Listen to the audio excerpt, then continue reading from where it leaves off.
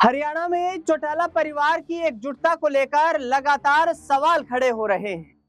अभय सिंह चौटाला ने जिस तरीके से प्रेस कॉन्फ्रेंस में एक बड़ा बयान दिया, उन्होंने कहा कि हरियाणा में जननायक जनता पार्टी और कांग्रेस पार्टी में जाने वाले तमाम कार्यकर्ताओं और नेताओं को वापस वे इनेलो में शामिल करने वाले हैं, क्योंकि इंडियन नेशनल लोकदल को आगामी वक्त में हरियाणा ही नहीं बल्कि देश भर में मजबूत करना चाहते हैं।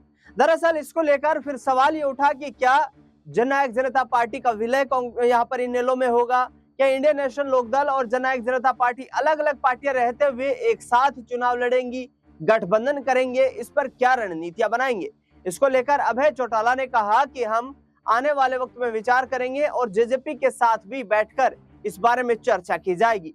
दरअसल इस बीच हरियाणा में बीजेपी जो लगातार चुनाव के वक्त पर भी और हर सार्वजनिक कार्यक्रम में बिना पर्ची खर्ची के नौकरी देने की बात कर रही है, उसको लेकर डबवाली से इंडियन नेशनल लोकदल के विधायक आदित्य चौटाला ने बड़ा बयान दिया है।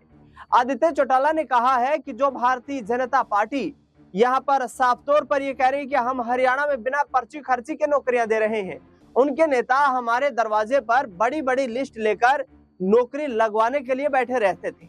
उन्होंने सीधे तौर पर निशाना साधा है बीजेपी के हरियाणा के पूर्व प्रदेश अध्यक्ष और पूर्व कैबिनेट मंत्री रहे रामविलास शर्मा और वर्तमान में केंद्रीय मंत्री कृष्णपाल गुर्जर पर।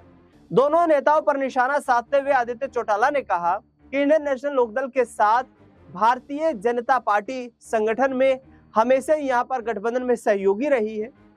उन्होंने कहा कि ओम प्रकाश चौटाला की जिस वक्त सरकार थी, उस दौरान कृष्णपाल गुर्जर और रामविलास शर्मा पर्चियां लेकर के आते थे कि हमारे भाई भतीजा को नौकरी लगवा दीजिए, हमारे रिश्तेदारों की नौकरियां लगवाइए। और आदित्य देवीलाल चौटाला ने यहाँ पर दावा ये भी किया है कि उनके तमाम रिश्तेदारों के रिकॉर्ड निकाल कर देखिए कि सबसे अधिक नौकरियां उनके परिवारों में कब मिली हैं।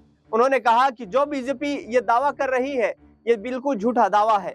एचएसएससी के यहाँ पर दफ्तर से पैसे पकड़े जाते हैं, एचपीएससी के तमाम मेंबर्स को जिस तरीके से पैसे लेने, रिश्वत लेने के मामले में दबोचा जाता है और एचपीएससी के दफ्तर से नगद करोड़ों की राशि बरामद होती है, ये बीजेपी की पोल खोलने के लिए काफी सबूत है कि किस तरीके से हरियाणा में नौकरियों को बेचा जा रहा है। दरअसल बता दें आपको कि 2024 के हरियाणा विधानसभा चुनाव से पहले आदित्य देवीलाल चौटाला, जो कि यहाँ पर ओम प्रकाश चौटाला के परिवार से ही संबंध रखते हैं, वो बीजेपी में ही शामिल थे, लेकिन इंडियन नेशनल लोकदल ने उनको यहाँ डबवाली विधानसभा सीट से चुनावी मैदान में उतारा।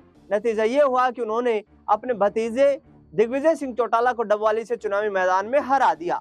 ऐसे में अब आगामी वक्त में देखना दिलचस्प होगा कि दुष्यंत चौटाला, अजय सिंह चौटाला को अभय सिंह चौटाला किस तरीके से अपने साथ जोड़ने में कामयाबी हासिल करेंगे, क्योंकि अजय सिंह चौटाला ये ऐलान कर चुके हैं कि अब एकजुटता का कोई सवाल नहीं है। इंडियन नेशनल लोकदल एक अलग राष्ट्रीय पार्टी है, जननायक जनता पार्टी एक अलग राजनीतिक दल है, और उन्होंने कहा कि जेजेपी को हमें आगे आने वाले वक्त में सत्ता की दहलीज तक किस तरीके से लेकर जाना है, इस पर हम विचार कर रहे हैं। फिलहाल किसी भी राजनीतिक पार्टी के साथ गठबंधन का कोई यहाँ पर सवाल नहीं उठता। गठबंधन पर किसी तरीके की अभी कोई चर्चा नहीं होने वाली है। देखना दिलचस्प होगा कि चौटाला परिवार में राजनीति किस ओर करवट बदलती नजर आती है। फिलहाल इस खबर में इतना ही। देश दुनिया से जुड़ी तमाम बड़ी खबरों के लिए देखते रहिए नेक्स्ट 9 पॉलिटिकल बाइट।